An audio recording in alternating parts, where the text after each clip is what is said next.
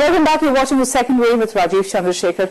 Rajeev, on one hand, the present stock of politicians also represent a far more forward-thinking generation of politicians. One thought that would really set the stage for things to come. Is this a pause before it actually happens, or do you think it's going to be a longer process? No, I tell you, one of the biggest misconceptions is that change is going to come because of some 5 or 10 genius politicians in parliament or in an assembly. It's not going to be about that. This is my school of thought, and people differ with me violently sometimes, but I'll stick to my thought. I think change will come when a larger group of people, civil society, start asking for change in a much more deliberate and specific way. For example, I do a lot of work in trying to reform governance in Bangalore. It's not just about me and 4 other people saying here is a formula for Bangalore, or 5 people saying here's a formula for a greater Mumbai. If 10-20% of the electorate of Mumbai or 10-20% of the electorate of Bangalore don't turn around and say, look, we want A, B, C, D, E, F, G, and not just say we want better government or better politician. That's too vague a concept. If people don't get involved in the level of detail that that is necessary, change will never come. You could have all the PhDs and geniuses in parliament. You could have all of them in think tanks, and there are many around all of us. But the inherent thing that's holding back India is that the people of India are not getting involved in the process of democracy and governance to the detail that they ought to. They are getting involved at voting, but they are not asking the right questions of the people they vote for.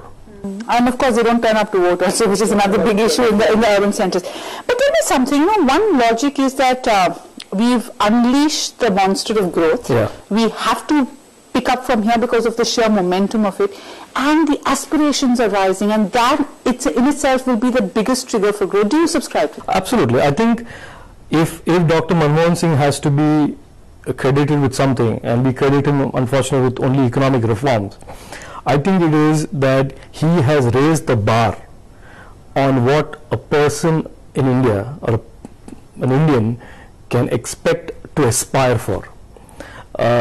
So now, even if you go to the smallest village, the expectations that they have for themselves and their families in terms of the standard of living or in terms of what they want to possess, acquire and experience, if you compare that to a decade ago, it has gone through a tremendous evolution. So people want that, and they want a better life, and therefore they are prepared to invest in education, they're prepared to study, work hard, take risks and get there. The difference right now is that the government should become an enabler for people's dreams, not a provider of people's dreams. And therefore I differ in one way with Dr. Manmohan Singh's policies, that with so much of programs and public spending that are aimed at giving money into the hand of people, we are creating, and I'm prepared to be, debated in contrary terms. We are creating, in a sense, a dependency economy, where it's a welfare economy, where people get so many rupees a month, almost as a welfare check. But along with that, and I'm not saying that we should stop that. That's a good safety, security net for people who don't have opportunities. Along with that, if the government is also able to give them, through a targeted series of programs, opportunities to get back and do more than just depend on the government. Be more of an enabler. Correct. That's why I said the role of the government should be not just a safety net provider, but also an enabler for people to meet their dreams. The dreams have been, the bar has been raised. But the government, in my opinion, especially the rural economy, is not providing for enough opportunities for people to meet their dreams. Telecom these days, wherever you go to any seminar, it's cited as a thing that works best in India. Pretty much everybody who wants to enter the rural area wants to ride on telecom as a medium also perhaps, But my question to you is, as one of the early entrepreneurs in this side, it possibly reflects all the stuff that is right with India. The fact that a market economy could create such solid infrastructure that could permeate into the hinterland of India, costs, etc. What are lessons learned from there, and what can other sectors perhaps achieve there? No, the lessons learned are very simple. If you give a set of entrepreneurs access to opportunity and leave them and the market to deal with how they get close to each other and tangle with each other, and be essentially enablers of success, as opposed to being a participant in it directly or micromanaging it, this market will become a reality. And this is true for telecom, it can be true for aviation, it can be true for half a dozen other consumer categories.